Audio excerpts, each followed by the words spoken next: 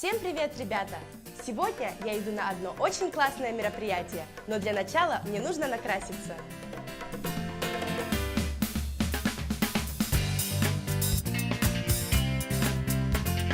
Та-дам! Боже, что это? Нет, так дело не пойдет. Мне срочно нужна помощь профессионала. Многие девушки, и я в том числе, не знают, как правильно ухаживать и наносить косметику на лицо. Поэтому я решила обратиться к эксперту красоты Алене. Здравствуйте! Помогите мне, пожалуйста, правильно накраситься. С большой радостью мы вам сделаем красоту. На какой сегодня праздник идете? Сегодня у меня очень важное мероприятие. Первым делом мы снимаем декор, и сейчас вы пойдете обязательно умываться.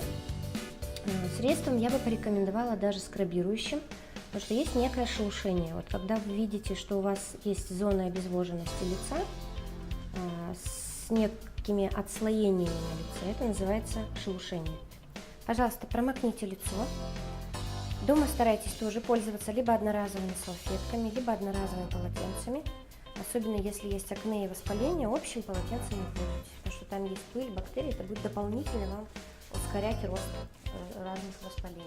Юношам и девушкам в подростковом возрасте свойственна эмоциональность и переживания по поводу своей внешности. Рассмотрим ряд правил, которые помогут молодым людям поддерживать здоровье кожи, лица и тела. Используйте увлажняющие средства на лицо, губы и руки. Нам в холод это необходимо. В летнее время нанесите немного лосьона для жирной кожи с солнцезащитным фактором. Для умывания не стоит использовать простое мыло.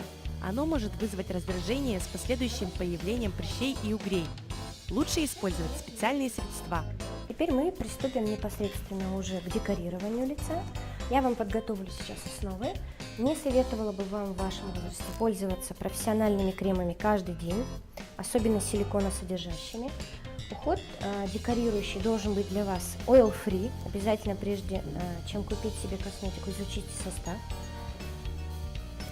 Перейдите, пожалуйста, к нашей девушке уже непосредственно для макияжа. В подростковом возрасте не рекомендуется делать сильные теневые основы, но если есть воспалительные процессы, их лучше прятать. Да, тогда у вас настроение будет хорошее, вы не будете комплексовать от того, что где-то что-то у вас выскочило. Но старайтесь выбирать декоративные вещи с витаминами обязательно. Сейчас Валечка наносит вам корректор, в который входит в состав витамин Е. Самое главное, что когда его наносишь на воспалительные процессы, он заживляет быстро, регенерацию кожи дает, и он с легкими светоотражающими частичками тоже, чтобы не было видно пор. Немножко сделаем румянец, чтобы вы выглядели посвежее, более выспанные, отдохнувшие. Цвет карандаша для бровей или теней для бровей нужно выбирать либо тон в тон с волосами, либо чуть темнее. Переходим к следующему этапу. Чуть-чуть оформим глазки, но тоже в легкой такой теневой технике. Оттенки лучше выбирать натуральные, не слишком контрастные к лицу. Сейчас выделяем внешний уголок. Чуть-чуть по складке яблока. Затемняем, но тоже не сильно контрастным цветом, буквально в пол оттенка или на тон темнее, чем был тон на подвижном веке. Чуть выделяем ресничный контур. Для этого лучше цвета использовать коричневые, темно-серые, можно темно-фиолетовые, но не черные, не слишком контрастные, для того, чтобы это не было искусственно. Следующий этап мы наносим тушь для ресниц. Советую делать это только своей тушью, потому что существует ресничный клещ, он может перепрыгивать с чужой кисточки на ваши ресницы. Помаду можно не использовать, она достаточно плотно выглядит, немножко утяжеляет внешность. А вот блески с оттенками, сейчас мы вам с Валечкой подобрали такой бежево-персиковый цвет. Заполняйте полностью все губки им до контура. Все, мечи мы закончили с Валечкой вам делать красоту. Поворачиваемся.